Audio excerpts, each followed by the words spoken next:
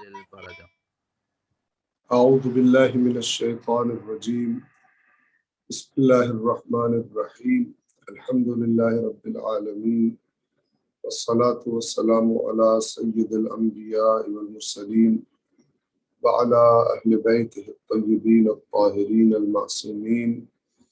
واللعنۃ الدائمۃ علی اعدائہم اجمعین من یوم عداوتہم الی قیام یوم الدین۔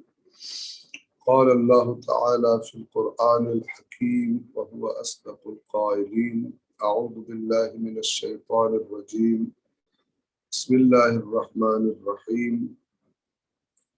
الم یجدک یتیما فآوی ووجدک عائلا فأغنی ووجدک ضالا فہدی ووجدک عائلا فأغنی صدق اللہ العلی العظیم۔ صلوات پڑھیں محمد و آل محمد۔ اللہم صلی علی محمد و آل محمد۔ آج کی گفتگو جس مناسبت سے اور جس موضوع پر ہے وہ موضوع دین اسلام کی عظیم محسنہ اور اسلام کے بالکل ابتدائی ایام میں کہ جب کوئی اس دین کی حمایت کے لیے تیار نہیں تھا اور رسول اللہ کو قبول کرنے کے لیے تیار نہیں تھا، تو اس عظیم ہستی نے دین اسلام کو سپورٹ کیا، اس کی حمایت کی، اور اللہ کے آخری رسول کے اپنے الفاظ کے مطابق جو روایات میں نقل کیے گئے کہ خدیجہ نے اس وقت میری حمایت کی، مجھ پر ایمان لائی جب سب جھٹلا رہے تھے،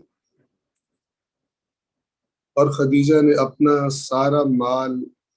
دین اسلام کی حمایت اور دین اسلام کی خدمت کے لیے صرف کر دیا۔ پروردگار عالم بی بی خدیجۃ الکبریٰ کے قائم کردہ اسوہ اور اس قائم کردہ نمونے سے تمام مسلمانوں کو، تمام بالخصوص مکتب اہل بیت کے ماننے والوں کو بہترین استفادہ کرنے کی اور اپنی زندگی میں فالو کرنے کی اللہ تعالیٰ ہم سب کو توفیق عطا فرمائے۔ آپ توجہ فرمائیں،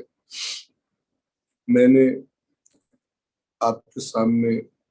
قرآن مجید کی سورۃ الضحیٰ کی چند آیات کی تلاوت کی ہے۔ ان آیات میں اللہ تبارک و تعالی اپنے رسول کو اپنے خصوصی احسانات کی یاد دلوا رہا ہے۔ جب اللہ کے نبی کو نبوت کا اعلان کرنے کا حکم ہوا، اسلام کی تحریک کے آغاز کا حکم ہوا، تو کچھ عرصہ کے بعد کچھ مدت کے لیے وحی کے آنے کا سلسلہ رک گیا، اور یہ بات لوگوں کو بھی علم میں آ گئی، تو مشرکین مکہ نے رسول اللہ کو طعنے دینے شروع کیے اور یہ کہنا شروع کیا کہ اللہ ان سے ناراض ہو گیا ہے اور اللہ نے ان کو چھوڑ دیا ہے، اسی لیے وحی کا سلسلہ ختم ہو گیا۔ یعنی ایسے لوگ تھے کہ پہلے وحی کا انکار کرتے تھے، اور جب یہ پتہ چلا کہ وحی کا آنے کا سلسلہ رک گیا ہے تو پھر کہنے لگے کہ اللہ نے اسے چھوڑ دیا ہے اور اس سے ناراض ہو گیا ہے اور اس لیے وحی نہیں آ رہی۔ تو دوبارہ وحی کے سلسلے کا آغاز سورۃ الضحیٰ کے نزول سے شروع ہوا، اور اس سورہ مبارکہ میں اللہ تبارک و تعالی نے اپنے رسول سے فرمایا بسم اللہ الرحمن الرحیم والضحیٰ، اور دن کی روشنی کی قسم، واللیل اذا سجا، رات کی قسم جب وہ چھا جاتی ہے، اس کا اندھیرا مکمل ہو جاتا ہے. ما ودعک ربک وما قلا، نہ اے رسول آپ کے رب نے آپ کو چھوڑا ہے اور نہ آپ سے ناراض ہے. وَلَسَوْفَ يُعْطِيكَ رَبُّكَ فَتَرْضَى، اور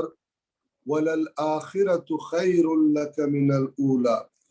اور آخرت آپ کے لیے اولا سے یعنی اس دنیا سے بہت بہتر ہے.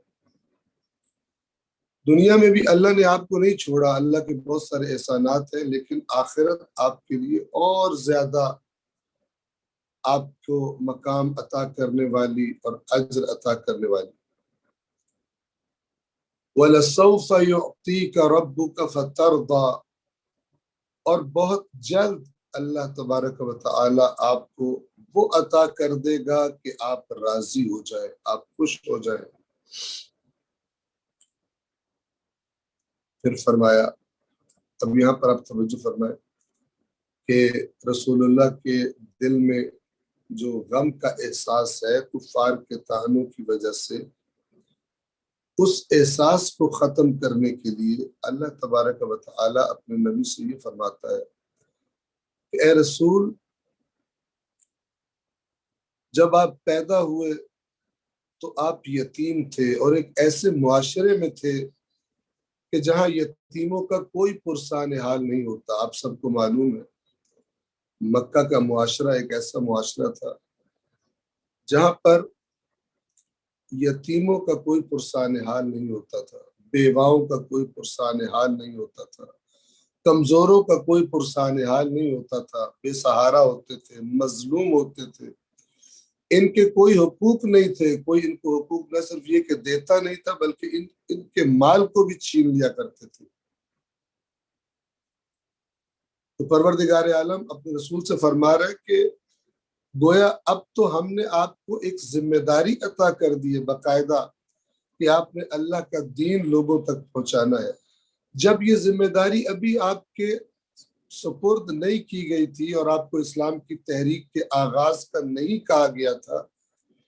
اس وقت بھی آپ کے رب نے آپ کا خیال رکھا اور آپ کو اس وقت بھی آپ کے رب نے تنہا نہیں چھوڑا. سورۃ الضحیٰ کی آیات اس کی گواہی دیتی ہیں. پہلا احسان جو اللہ نے یاد کرایا اپنے رسول کو تسلی دینے کے لیے، فرمایا الم یجدک یتیما فآویٰ، کیا ہم نے آپ کو یتیم نہیں پایا تو آپ کو پناہ دے دی. یعنی اے رسول، ہم نے آپ کو یتیم پایا تو آپ کے لیے پناہ گاہ کا بندوبست کر دیا. اور اس میں کوئی شک نہیں کر سکتا اور کوئی تردید نہیں کر سکتا کہ اپنے آخری رسول اور تمام انبیاء کے سردار اور رحمت للعالمین ہستی کے لیے جس پناہ گاہ کا اور جس حمایت کرنے والے کا اللہ نے انتخاب کیا وہ کوئی اور نہیں تھا، جناب ابو طالب علیہ السلام تھا. یہ پہلا احسان. دوسرا احسان نبوت کا عطا کرنا. الم یجدک ووجدک ضالا فہدا، اور اللہ نے آپ کو سرگرداں پایا. آپ کو کسی چیز کی تلاش تھی، آپ موجودہ معاشرے کے نظام سے بیزار تھے، انسانیت کے دکھ درد دیکھ کر، انسانیت پر ہونے والے ظلم کو دیکھ کر آپ پریشان تھے، ایسے آئین کی تلاش میں تھے کہ جو انسانیت کے دکھوں اور دردوں کا حل ہو سکے. تو ہم نے آپ کو سرگرداں پایا، فہدا، تو آپ کی جو چیز آپ تلاش کر رہے تھے ہم نے آپ کو عطا کر دی. اور اس کے بعد تیسرا احسان وَوَجَدَكَ عَائِلًا فَأَغْنَى، اور اے رسول ہم نے آپ کو ایسی حالت میں پایا کہ آپ کے پاس دنیا کا مال و دولت نہیں تھا، دنیا کے وسائل نہیں تھے، تو ہم نے آپ کو بے نیاز کر دیا، غنی کر دیا۔ کیسے رسول اللہ مالی اعتبار سے بے نیاز ہوئے؟ اللہ تبارک و تعالی نے بی بی خدیجۃ الکبریٰ نامی ایک عجیب صفات کی مالک ہستی کو چن لیا اپنے رسول کی رفیقہ حیات کے طور پر۔ میں آپ کی خدمت میں چند صفات عرض کرنا چاہوں گا، جن صفات کی وجہ سے حقیقت میں بی بی خدیجۃ الکبریٰ قبل اس کے کہ اللہ کے نبی کی زوجہ بنے، ایسی صفات کی اور ایسی شخصیت کی حامل ہے کہ اس سارے علاقے میں کوئی دوسری خاتون ان صفات میں جناب خدیجۃ الکبریٰ کا مقابلہ نہیں کر سکتی۔ آپ سب جانتے ہیں اسلام سے پہلے مکہ کے معاشرے کی کیا حالت تھی۔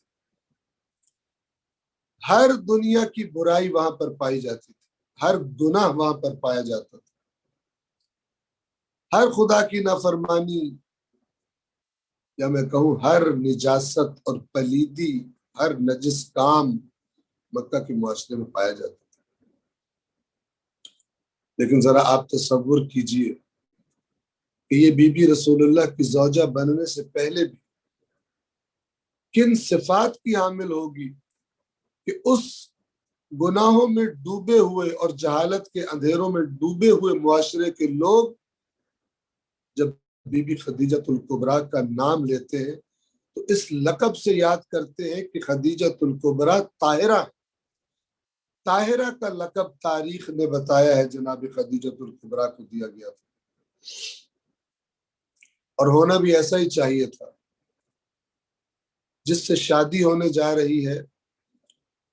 اس کی صفات ایسی ہے کہ مکہ والوں نے صادق اور امین کے لقب دے رکھے، سچ بولنے والا، امانت دار۔ اس کے لیے کس زوجہ کا انتخاب کیا جائے، کس شریک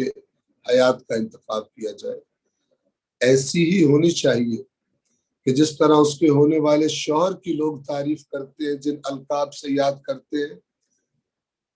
اسی طرح کے تعریفی الفاظ میں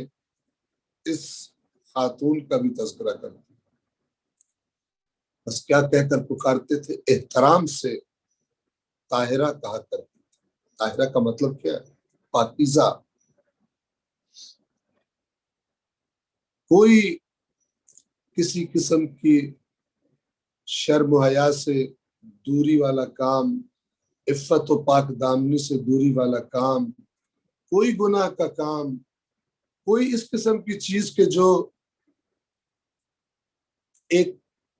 عظیم خاتون کو زیب نہیں دیتی، لوگوں نے جناب خدیجۃ الکبریٰ سے ایسی کوئی چیز نہیں دیکھی تھی، لہذا طاہرہ کہتے تھے۔ اس طاہرہ کے لقب نے جو ہمیں بتایا، اس کے ساتھ ساتھ بی بی کی ایک اور صفت تھی کہ جو عام طور پر اس زمانے کی خواتین کے بارے میں تصور بھی نہیں کی جا سکتی۔ بی بی خدیجہ کے والد گرامی کچھ عرصہ پہلے ایک جنگ میں قتل کر دیے گئے تھے۔ ان سے وراثت میں جو مال ملا بی بی کو، بی بی نے انتہائی سمجھداری کے ساتھ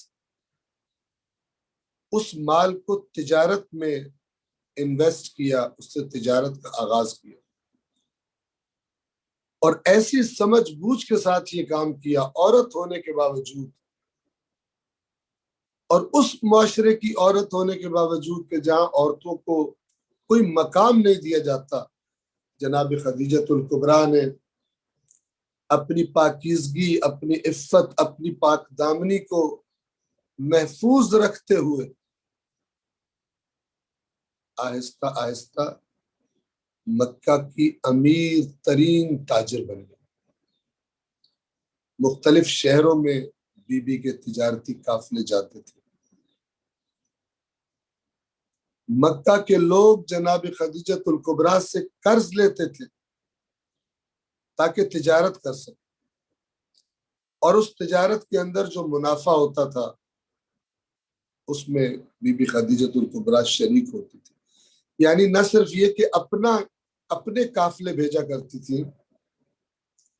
بلکہ لوگوں کو بھی جن کی مالی حالت بہت خراب تھی ان کو بھی قرض دیا کرتی تھی کاروبار کے لیے۔ اور آپ کی خدمت میں عرض کروں کہ یہ بی بی ایسی پاکیزہ تھی کہ وہ زمانہ کہ جب ہر طرف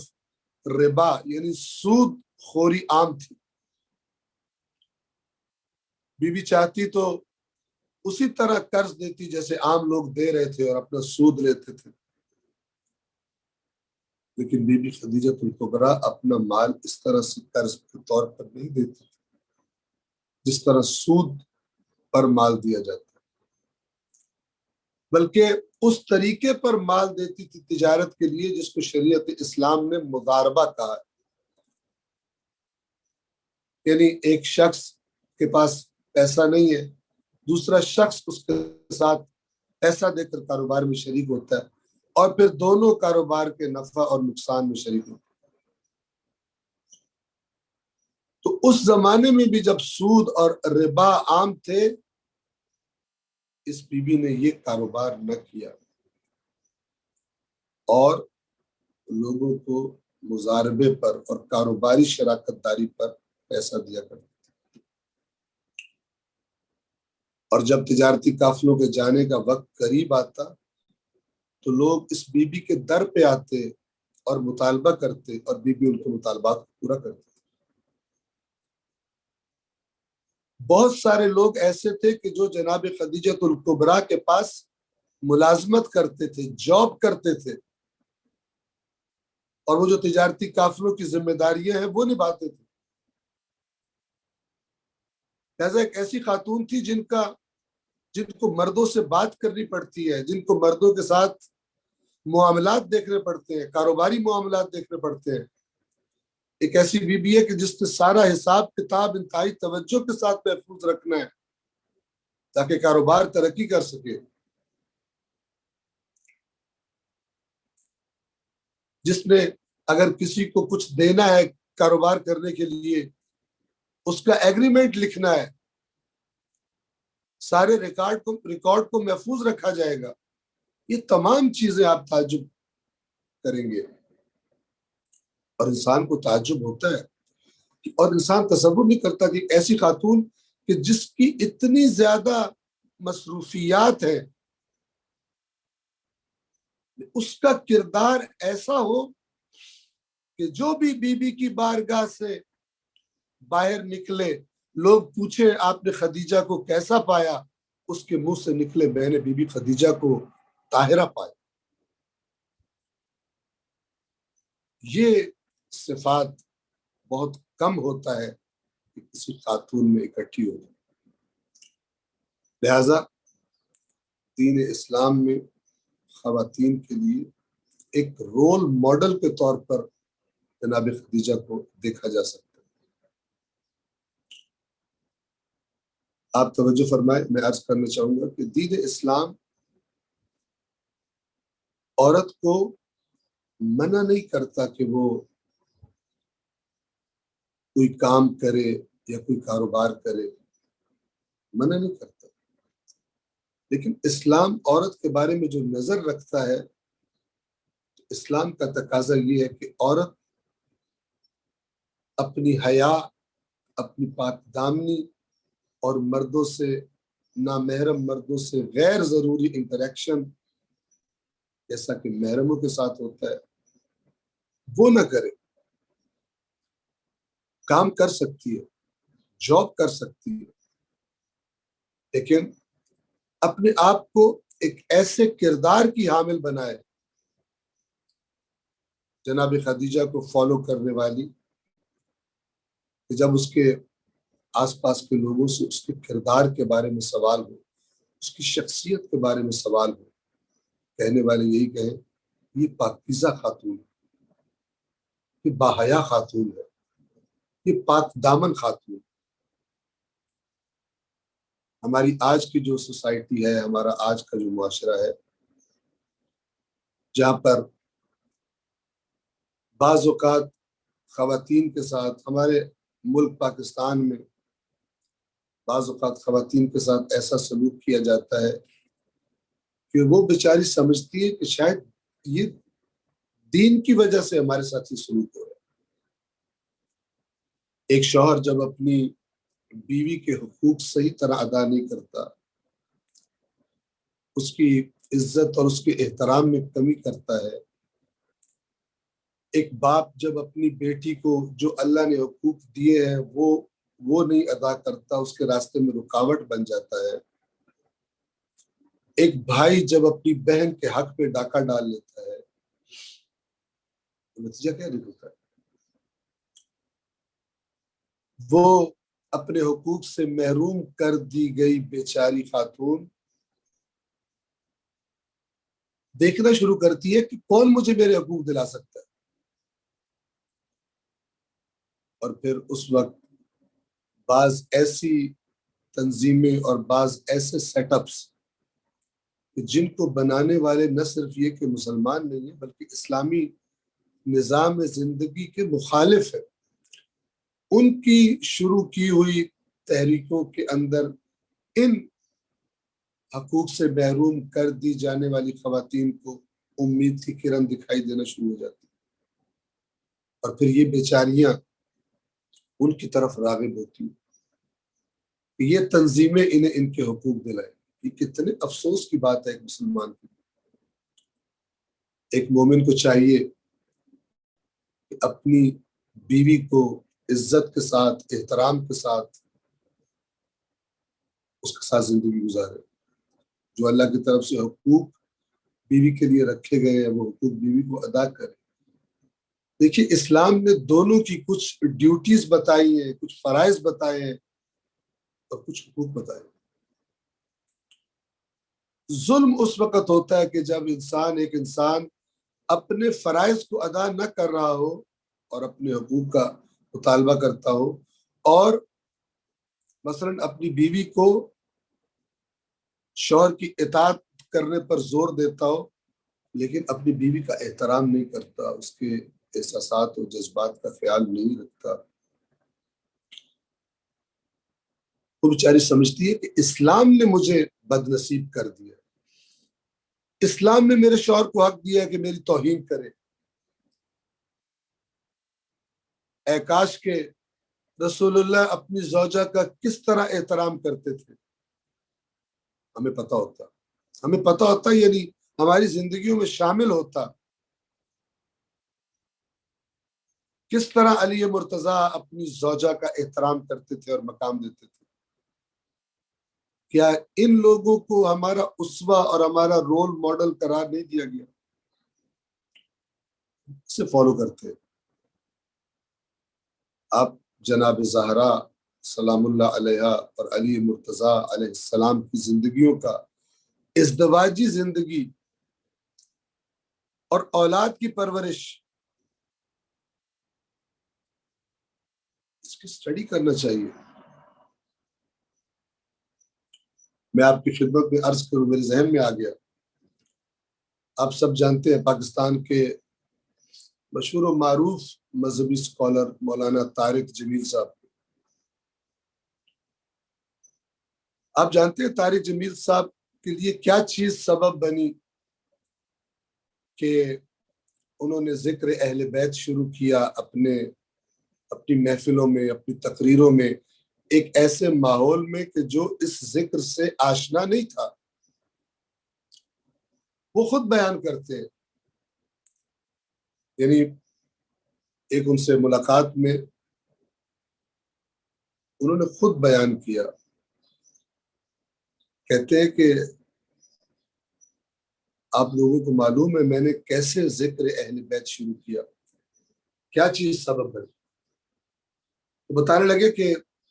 میرے پاکستان میں کچھ مدارس، دینی مدارس کھولے، تو میری کوشش ہوتی تھی کہ میں ایسا اپنے مدرسوں کا ماحول رکھوں اور ایسا سلیبس، ایسا نصاب بناؤں کہ جو موجودہ کمیاں ہیں وہ کمیاں اس میں نہ ہو۔ تو ایک دفعہ ایک بچے کے والدین مجھ سے ملنے کے لیے آئے اور مجھ سے بچے کی شکایت کی اور کہا کہ آپ بچوں کو کیسی دینی تعلیم پڑھا رہے ہیں کہ یہ بچہ جو ہے ہمارا، یہ ہمارا احترام نہیں کرتا، آپ کیسی دینی تربیت دے رہے ہیں اس کو؟ تو پھر کہنے لگے کہ والدین کی ان والدین کی اس شکایت سے میں متوجہ ہوا کہ بچوں کی تربیت کیسے کروں۔ جیسے ہی میں نے اس کے بارے میں سوچنا شروع کیا تو میرے ذہن میں خیال آیا کہ کیوں نہ اس بہترین گھرانے کے بارے میں اسٹڈی کروں، مطالعہ کروں جو میرے رسول کا گھرانہ ہے۔ تو میں نے رسول اللہ کی جو گھریلو زندگی ہے اس کے بارے میں مطالعہ کرنا شروع کیا، میٹر ڈھونڈا، میں نے جمع کیا رسول اللہ کی زندگی، گھریلو زندگی کیسی تھی۔ اور اب جب میں نے اس گھر کی طرف توجہ کی تو اس گھر کے اندر مجھے جن ہستیوں سے میری ملاقات ہوئی وہ ہستی جناب فاطمۃ الزہرا تھی، وہ ہستی علی مرتضیٰ تھے، وہ ہستیاں جوانان جنت کے سردار حسن و حسین علیہ الصلوۃ والسلام تھے، کیونکہ یہ گھر تھا جس میں رسول اللہ بچوں کی تربیت کر رہے تھے۔ ان شہزادوں کو محبت بھی فرماتے تھے اور تربیت بھی فرماتے تھے۔ تو میں نے مطالعہ شروع کیا اور جب میں نے اس گھر کے بارے میں مطالعہ شروع کیا تب مجھے احساس ہوا کہ کتنی عظیم نعمت ہے اور کتنی عظیم شخصیات ہیں جن سے ہم محروم ہیں، اور ہمارے مدارس کے نصاب میں ان کا ذکر نہیں کیا جاتا، ان کا مطالعہ نہیں کیا جاتا، ان کی شخصیات کے بارے میں۔ اور پھر جب ان شخصیات کو پڑھا، اس گھر کا ماحول پڑھا، اس گھر کی نورانیت دیکھی جس میں تربیت کرنے والے اللہ کے رسول خود ہیں، تو پھر میں نے اس گھرانے کے تذکرے شروع کر دیے، اس گھرانے کے فضائل بیان کرنا شروع کر دیے، اور حتیٰ کہ اس گھرانے پر آنے والی مصیبتیں بھی بیان کرنا شروع کر دی۔ آپ توجہ فرمائیے، رسول اپنی بیٹی کے ساتھ کیا رویہ رکھتے تھے، رسول اپنے داماد کے ساتھ کیا رویہ رکھتے تھے، رسول اللہ اپنے نواسوں کے ساتھ کیا رویہ رکھتے تھے، رسول اللہ اپنی بیویوں کے ساتھ کیا رویہ رکھتے تھے۔ آپ دیکھیے عام طور پر بہت کم ایسا ہوتا ہے کہ اگر کسی بیوی کو اپنے دل سے اظہار کرنے کا موقع ملے اور وہ نہ چھپائے، بہت کم عورتیں ایسی ہوتی ہیں جو کہتی ہیں کہ ہم اپنے شوہر سے ہر طرح سے راضی ہیں، کیونکہ گھر میں چھوٹے موٹے اختلافات، لڑائی جھگڑے ہوتے رہتے ہیں۔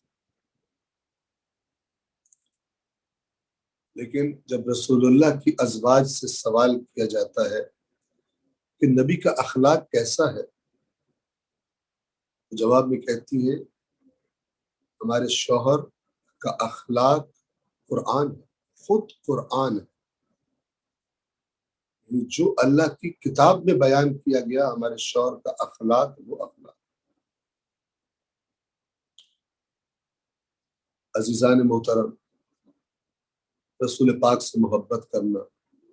رسول پاک کے لیے خوشی منانا، رسول پاک کے غم میں شریک ہونا، غم منانا، سب اپنی جگہ پر اہمیت کا حامل ہے۔ لیکن سب سے زیادہ جس چیز پر ہمیں تاکید کی گئی، اللہ تبارک و تعالی نے قرآن مجید میں جس طرف اشارہ فرمایا، وہ کیا ہے؟ لَقَدْ كَانَ لَكُمْ فِي رَسُولِ اللَّهِ أُسْوَةٌ حَسَنَةٌ، ہمارے رسول کی ذات اقدس میں تمہارے لیے زندگی گزارنے کے لیے بہترین رول ماڈل، اسوہ حسنہ، خوبصورت اگزامپل، انہیں اپنا آئیڈیل بناؤ، ان کی زندگی کا مطالعہ کرو۔ رسول اللہ کے اپنے گھر میں رویے اخلاق کیا ہوا کرتے تھے، لیکن اگر ان چیزوں پر عمل نہ کیا جائے اور شوہر اپنی بیوی کے حقوق ادا نہ کرے، اس کی عزت اور احترام نہ کرے، اگر بھائی اپنی بہن کے حق پہ ڈاکہ ڈال لے تو کیا ہوگا؟ جب ان کو اپنے حقوق ملنے کی کوئی امید دکھائی نہیں دے گی تو کیا ہوگا؟ کیا ہم دین کی بیزاری، دین سے بیزاری کا سبب نہیں بن جائیں گے ان خواتین کے لیے؟ اس نقطے کی طرف آپ توجہ فرمائیں۔ ایک بہت بڑا سبب، ایک بہت بڑا ریزن کہ جس کی وجہ سے نوجوان نسل میں دین سے بیزاری پیدا ہوتی ہے، وہ ریزن یہ ہے کہ وہ دین کا نام تو سنتے ہیں لیکن جو دین وہ دیکھتے ہیں اس دین میں اپنے مسائل کا حل نہیں پاتے۔ آج کی دنیا میں ایک نوجوان کے سامنے، ایک لڑکے کے سامنے، ایک لڑکی کے سامنے جو چیلنجز ہے، وہ بہت کچھ کرنا چاہتا ہے، بہت کچھ اچیو کرنا چاہتا ہے یا کرنا چاہتی ہے، اگر اس کو اس دین کی طرف سے سپورٹ نہ ملے بلکہ رکاوٹ ڈالی جائے، وہ رکاوٹ کے جو اللہ اور رسول نے نہیں کہی، اپنی بعض رسومات اور اپنے کلچر کی وجہ سے، جس کا اسلام سے تعلق نہیں ہے، اس کی وجہ سے جائز حقوق نہ دیا جائے، اپنی مرضیاں ان کی مرضی پر ٹھوس دی جائے، تو ہم خود شامل ہو جائیں گے اپنی آئندہ نسل کو دین سے دور کرنے۔ رسول اللہ کا کیا سلوک تھا؟ نوجوان رسول اللہ کے ساتھ محبت کیوں کرتے تھے؟ اس لیے کہ رسول اللہ کی ذات اقدس میں انہیں امیدیں دکھائی دیتی تھی، اپنی کامیابی کی امید دیکھتے تھے رسول اللہ کی شخصیت میں۔ جو مشکلات اور جو پریشانیوں میں وہ گھرے ہوئے تھے اس معاشرے میں، رسول اللہ نے وہ زنجیریں، وہ طوق ان کی گردن سے اتارے۔ قرآن مجید نے رسول اللہ کی یہ صفت بیان فرمائی ہے کہ یہ ایسا رسول ہے کہ جو انسانوں کے اوپر سے وہ زنجیریں جس میں جکڑ دی گئی تھی انسانیت، اللہ کا یہ رسول انسانیت کو آزادی، فریڈم دیتا ہے آ کر اس غلامی کی زنجیروں سے، اور ان کے حقوق، جائز حقوق کے لیے فائٹ کرتا ہے خدا کا رسول۔ آپ اسلام کے آنے سے پہلے عورت کی حالت دیکھیں مکہ کے معاشرے میں، اور اسلام کے بعد کیا حقوق دیے گئے۔ نبی اپنی بیٹی کے احترام میں اٹھ کر کھڑے ہو رہے ہیں، بتا رہے ہیں کہ بیٹی کیا ہوتی ہے۔ اس معاشرے میں جو اپنی بیٹیوں کو زندہ قبروں میں ڈال دیتے تھے، بیٹی کی ولادت کو اپنے لیے ذلت کا باعث سمجھتے تھے، اس قدر ذلت کہ جو برداشت نہیں کی جا سکتی، اور اس بیٹی کو جا کے زندہ زندہ گڑھا کھود کر دفن کر دیا جاتا تھا۔ اس معاشرے میں یہ انقلابی شخصیت اپنی بیٹی کے احترام میں کھڑے ہوتے ہیں تاکہ لوگ جان لیں کہ بیٹی کی عظمت کیا ہے۔ اور پھر بیٹی کون؟ سیدۃ النساء اہل الجنہ، سیدۃ النساء العالمین۔ اور کس کی بیٹی ہے؟ جیسے میں عرض کر رہا تھا کہ اس خاتون کی بیٹی ہے جس نے مکہ کے اس برائیوں سے بھرے ہوئے معاشرے میں اپنے لیے لوگوں کی زبان سے طاہرہ کا لفظ کہلوایا۔ بس ہمیں اپنی بچیوں کو، اپنی خواتین کو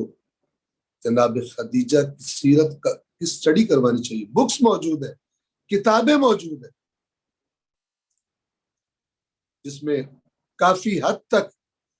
جناب خدیجۃ الکبریٰ کی زندگی کی تفصیلات جمع کی گئی۔ اور اب آپ کی خدمت میں عرض کروں کہ یہ شادی کیسے ہوئی۔ یہ امیر ترین خاتون مکہ کی، بہت سارے لوگ مکہ کے سردار خواہش مند ہیں بی بی سے نکاح کرنے کے، شادی کرنے کے۔ اس معاشرے کی خاتون جس میں عورت کو کوئی حیثیت نہیں دی جاتی، بی بی نے اپنے عمل سے اس معاشرے کو پیغام دیا کہ عورت کا ایک مقام ہے، اور تمام بڑے بڑے سرداروں کی شادی کے پیغام بی بی نے ٹھکرا دیے، جو بہت مالدار بھی تھے اور سردار اور حکمران بھی تھے۔ انتخاب کس کا کیا شادی کے لیے؟ کہ جو دنیاوی زندگی کے اعتبار سے مالدار نہیں تھے۔ اس لیے قرآن نے سورۃ الزعاں میں فرمایا وَوَجَدَكَ عَائِلًا، ہم نے آپ کو ایسا پایا کہ آپ کے پاس مال دنیا نہیں تھا، فَأَغْنَا، آپ کو غنی کر دیا، بے نیاز کر دیا۔ اس کے ذریعے سے خدیجۃ الکبریٰ جیسی زوجہ کے ذریعے سے سارے امراء کو، سارے سرداروں کو ٹکرانے کے بعد رسول اللہ کی صفات کی جب شہرت سنی تو بی بی کے دل کے اندر ایک عجیب محبت اور عشق پیدا ہوا رسول اللہ کے لیے، ایک ایسے جوان کے لیے کہ جو دنیا کے اعتبار سے اس معاشرے میں کوئی بڑا نہیں سمجھا جاتا تھا، دنیا داری کے اعتبار سے۔ ہاں، اگر بڑا سمجھا جاتا تھا تو اپنے اخلاق کی وجہ سے، اپنی صداقت کی وجہ سے، اپنی امانت کی وجہ سے۔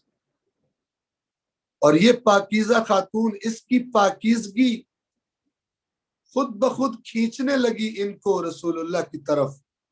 کہ جو پاکیزگی کا پیکر تھے۔ اور بالآخر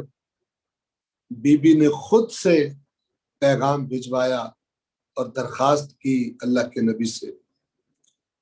کہ اگر آپ قبول کریں تو میں خود کو آپ کی کنیزی میں دینا چاہتی ہوں، آپ سے شادی کرنا چاہتی ہوں۔ اللہ کے نبی نے اپنے چچا سے مشورہ کیا، جناب ابو طالب سے، اور پھر اس رشتے کے لیے تیار ہو گئے۔ جب نکاح پڑھا گیا،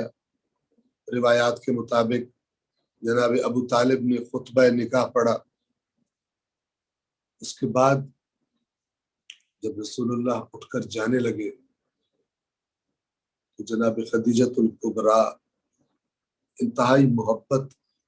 اور انتہائی ادب کے ساتھ رسول اللہ سے فرمایا آپ کہاں جا رہے ہیں؟ اللہ کے نبی نے فرمایا گھر جا رہا ہوں۔ نبی نے فرمایا آج کے بعد اس گھر کے بھی آپ مالک ہیں اور اس کنیز کے بھی آپ مالک ہیں۔ امیر خاتون،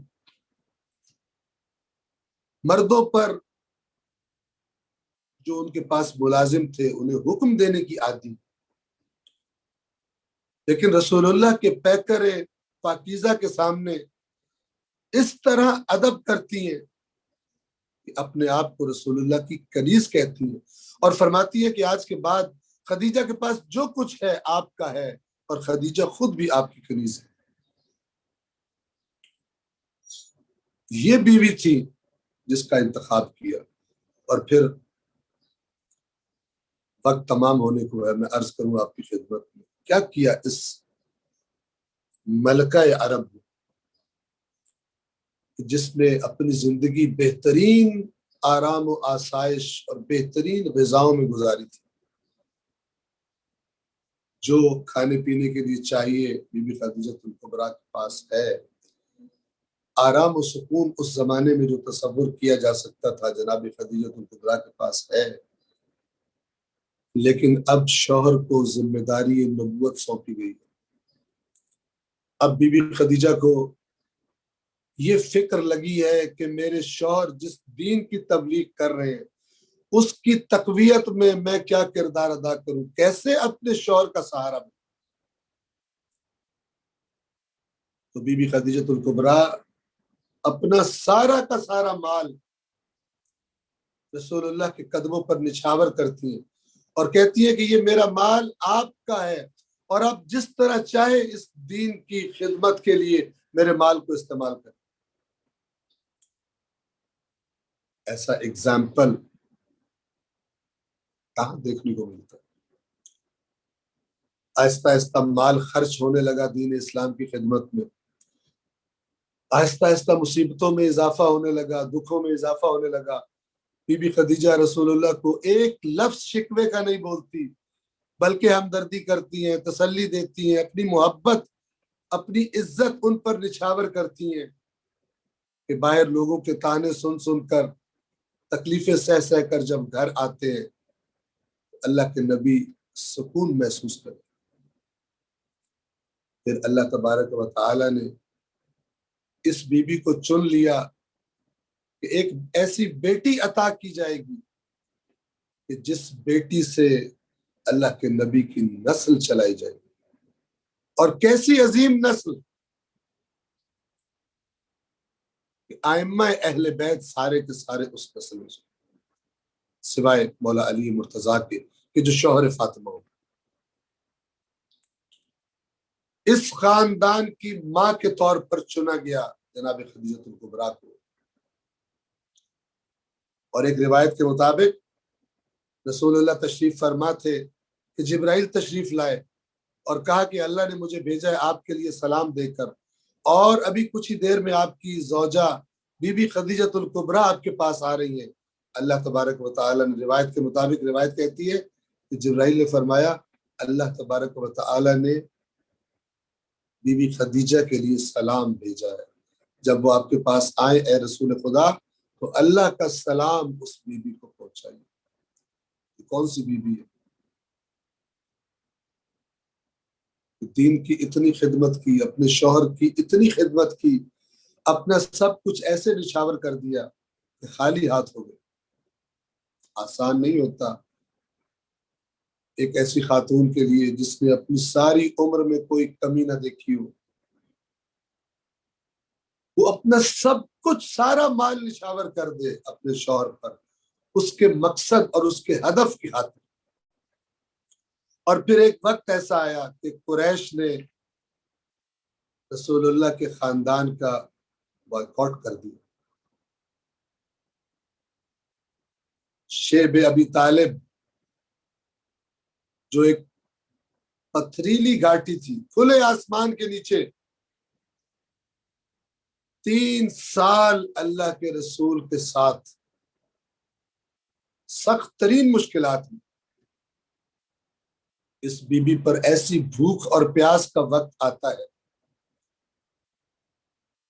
کبھی درختوں کے پتے تک کھانے کی نوبت آ جاتی ہے،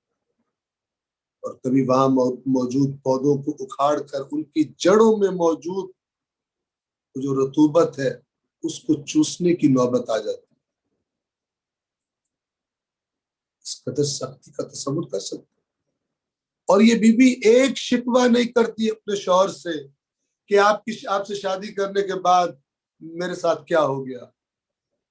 میری کیا زندگی تھی جو خراب ہو گئی آپ سے شادی کے بعد۔ ایک دفعہ شکوہ نہیں کرتی۔ شکوہ تو بہت دور ہے، شکوہ تو بہت دور ہے۔ بی بی کی وفات کا دن گزرا ہے، مصائب کے 1-2 جملے آپ کی خدمت میں عرض کرنا چاہوں گا۔ آپ بی بی کی وہ تمام سہولیات والی زندگی تصور کریں، اور اس کے بعد تصور کریں کہ اپنی کم سن بیٹی کو کھلانے کے لیے کچھ نہیں جناب خدیجہ کے پاس۔ فاطمہ الزہرا جو اتنی عظیم بیٹی ہے، شیب ابی طالب کی زمین پر خدا جانے رسول اللہ کیسے دیکھتے ہوں گے اور کیا سوچتے ہوں گے کہ میری وجہ سے خدیجہ الکبریٰ کس حال سے کس حال میں پہنچ گئی، اور پھر جب دیکھتے ہوں گے کہ اس ملکہ کی وہ شہزادی بیٹی فاطمہ کیسے بھوک اور پیاس اپنی کم سنی میں برداشت کر رہی ہے۔ بس ایک روایت سن لیجئے جو آپ کے سامنے عرض کرنا چاہوں گا۔ جب بی بی خدیجہ کی بیماری شدید ہونا شروع ہوئی اور بی بی کو یہ احساس ہو گیا کہ اب الوداع کا وقت قریب آ رہا ہے، اللہ کے رسول کو اپنے پاس بلایا اور فرمایا کہ آپ سے چند باتیں کرنا چاہتی ہوں۔ اللہ کے نبی نے فرمایا جی بتائیے کیا باتیں کرنا چاہتی ہیں؟ فرمایا 3 باتیں ہیں۔ سب سے پہلی بات اس پر توجہ کیجئے گا کہ نہ صرف یہ کہ کبھی رسول اللہ سے شکوہ نہیں کیا، اپنا سب کچھ رسول اللہ کے لیے نچھاور کر دیا اور اتنی سختیوں کی زندگی میں پہنچ گئی، اس کے باوجود آخری وقت میں اپنے شوہر سے کیا فرما رہی ہے کہ یا رسول اللہ مجھے معاف کر دیجئے گا، میں آپ کا حق ادا نہیں کر سکی۔ خدیجہ آپ کا حق ادا نہیں کر سکی جو حق بنتا تھا آپ کا، خدیجہ کو معاف کر دیجئے گا، میں آپ سے معافی مانگنا چاہتی ہوں۔ اللہ کے نبی نے یہ سنا، فوراً کہنے لگے ہاشا وکلا، نہیں نہیں خدیجہ یہ کیسی بات کرتی ہو، تم تو مجھ پر اس وقت ایمان لائی جب سب مجھے جھٹلا رہے تھے، تم نے اس وقت سب کچھ مجھ پر نچھاور کر دیا جب اس دین پر پریشانیوں اور سختیوں کا وقت تھا، تم نے حق ادا کر دیا۔ پھر بی بی نے فرمایا دوسری بات یا رسول اللہ آپ کی خدمت میں یہ درخواست کرنا چاہتی ہوں کہ میری بیٹی فاطمہ میرے جانے کے بعد تنہا ہو جائے گی، ماں کی محبت اور ماں کے سائے سے محروم ہو جائے گی، بس میری فاطمہ کا بہت خیال رکھیے گا کہ مکہ کی عورتیں اس پر چیخنے چلانے نہ پائیں، کوئی اس کو مارنے نہ لگے، کوئی اس کو تماچا نہ مارے، میری فاطمہ کا بہت خیال رکھیے گا۔ اللہ کے نبی نے فرمایا روایت کے مطابق خدیجہ تیسری خواہش بتائیے، بی بی خدیجہ نے فرمایا، کچھ روایات میں خود فرما دیا اور کچھ روایات میں یہ ہے کہ اللہ کے رسول سے کہا مجھے حیا آتی ہے آپ سے مطالبہ کرتے ہوئے، آپ فاطمہ کو بھیجیے، میں اپنی بیٹی کو بتا دوں گی، وہ یہ درخواست آپ تک پہنچا دے گی۔ بی بی فاطمہ روایت کے مطابق آئیں، اپنی ماں سے سوال کیا، عزادارو خدیجۃ الکبریٰ نے اپنی بیٹی سے کہا کہ بیٹی فاطمہ آخرت کا سفر بڑا طویل ہے اور خدیجہ کو آخرت کے سفر کے لیے زیادہ راہ چاہیے، اپنے بابا سے درخواست کرنا مجھے کچھ مانگتے ہوئے حیا آتی ہے، اپنے بابا رسول اللہ سے کہنا کہ وہ چادر کہ جس کو انہوں نے وہ پہنتے ہیں اور اس چادر میں ان پر وحی خدا نازل ہوتی ہے، وہ چادر میرا کفن بنا کر مجھے قبر میں دفنائے، میرے لیے توشہ آخرت ہوگی رسول اللہ کی وہ چادر۔ عزادارو بی بی نے یہ درخواست اپنے بابا تک پہنچائی اور پھر وہ وقت آیا کہ جناب خدیجۃ الکبریٰ دنیا سے رخصت ہوئی، اب رسول اللہ نے بی بی کو کفن دینا ہے، اپنی چادر اتاری، خدیجۃ الکبریٰ کو اس چادر میں کفن دینا چاہا کہ اتنے میں کیا دیکھتے ہیں، سامنے جبرائیل کھڑے ہیں اور اپنے ہاتھوں میں ایک کفن اٹھا رکھا ہے۔ اللہ کے نبی نے سوال کیا جبرائیل یہ کیا ہے؟ فرمایا یا رسول اللہ اللہ تبارک و تعالی نے مجھے بھیجا ہے اور فرمایا ہے کہ خدیجۃ الکبریٰ نے اپنا سب کچھ میرے راستے میں دے دیا، اب خدیجۃ الکبریٰ کا کفن بھی میں اپنی جنت سے بھیجوں گا۔ یا رسول اللہ اللہ نے کفن بھجوایا ہے آپ کی زوجہ کے لیے۔ بس اس روایت کے مطابق بی بی خدیجہ کو 2 کفن دیے گئے، ایک کفن خدا کی طرف سے، ایک کفن اللہ کے رسول کی طرف سے۔ ناز کرے بی بی اپنی قسمت پر، اللہ بھی کفن بھجوا رہا ہے اور اللہ کا رسول بھی اپنی چادر کفن بنا کر پیش کر رہا ہے۔ پروردگار عالم سے دعا ہے، پروردگار بحق قرآن کریم و بحق محمد و آل محمد و بالخصوص بحق خدیجۃ الکبریٰ ہماری اس قلیل سی عبادت کو، ہمارے اس ذکر کو اپنی بارگاہ میں قبول فرما۔ اے پروردگار دنیا کا بہترین شوہر اور دنیا کی بہترین بیوی رسول اللہ اور بی بی خدیجۃ الکبریٰ اور علی مرتضیٰ اور بی بی فاطمہ الزہرا، پروردگار انہوں نے جو زندگیاں گزاری اور اپنی زندگیوں سے جو پیغام دیا اپنے ماننے والوں کو، بلکہ ساری انسانیت کو، کہ شوہر کو بیوی کے حق میں کیسا ہونا چاہیے اور بیوی کو شوہر کے حق میں کیسا ہونا چاہیے، پروردگار ہم سب کو اس پیغام کو سمجھنے کی توفیق عطا فرما۔ بیویوں کو توفیق دے شوہروں کے احترام کی، اور ان کے حقوق کی ادائیگی کی، اور شوہروں کو توفیق عطا فرما اپنی بیویوں کے احترام کی اور ان کے حقوق کی ادائیگی۔ اے پروردگار تاکہ روز قیامت جناب خدیجۃ الکبریٰ اور رسول اللہ جناب فاطمہ الزہرا اور علی مرتضیٰ ہمیں اپنی بارگاہ میں قبول کریں اور کہیں کہ تم ایسے شوہر تھے جیسا ہونا چاہیے تھا، اور بیویاں ہماری خواتین سے کہیں کہ تم ایسی بیویاں تھی جیسی بیوی تمہیں ہونا چاہیے تھی، اور تم نے اپنے بچوں کی ایسی تربیت کی جیسی تربیت ہم چاہتے تھے۔ پروردگار ان کی مبارک زبانوں سے روز قیامت یہ جملے سننے کی ہمیں توفیق عطا فرما کہ ہم تم سے راضی ہیں۔ اے پروردگار تمام بیماروں کو شفائے کاملہ و عاجلہ عطا فرما۔ کرونا کی جو وبا، جو آزمائش اور جو بلا اس دنیا پر آئی ہے، انسانیت پر آئی ہے، اے پروردگار جلد سے جلد اس وبا سے انسانیت کو نجات عطا فرما۔ اے پروردگار ہمارے مرحومین جو اس دنیا سے جا چکے ہیں، اپنی خصوصی رحمتوں کی اور برکتوں کی فراوانی ان پر نازل فرما۔ اے پروردگار ہماری اولادوں کو، ہمارے بچوں کو، ہماری بچیوں کو نیک، صالح اور اپنے اطاعت گزار بندے بننے کی توفیق عطا فرما۔ اے پروردگار ان کے مستقبل، ان کے نصیب، ہمارے بچوں کے بھی اور بچیوں کے بھی بہترین اور اچھے فرما۔ اے پروردگار ہم سب کا خاتمہ خیر پر اور ایمان پر فرما۔ اللہم صلی علی محمد و آل محمد وعجل